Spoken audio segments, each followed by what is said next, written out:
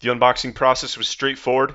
You'll actually see this bag here. To be honest with you, I'm absolutely amazed that they actually fit this in the box because I'm used to using a really small Armor All wet dry vac, and this thing was an absolute massive beast when I actually got it unboxed. Here you'll see the extension attachment. There's two of them.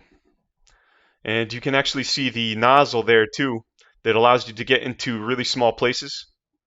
There you'll see it's some sort of squeegee, but it actually helps you get like sand and dirt up off the cement.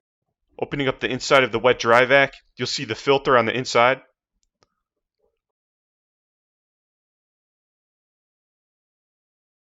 And there's actually the hoses in there as well.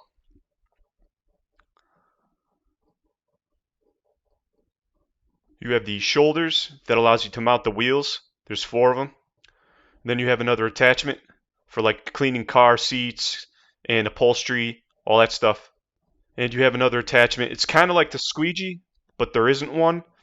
And the main difference, I would say, is that picks up dirt, whereas the other one can actually squeegee water up as well.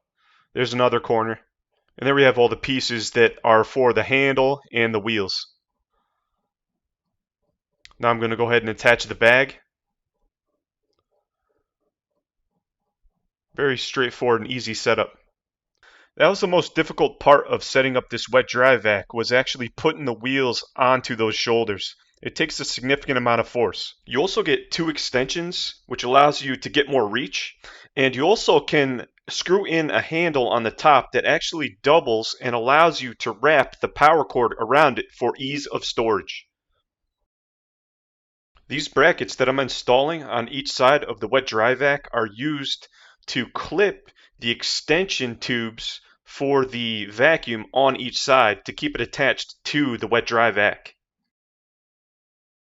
And then if you take all the additional adapters, you can actually connect them to those extension tubes, and you basically have everything all attached into one single unit. Let's go ahead and take a look at this wet dry vac in action.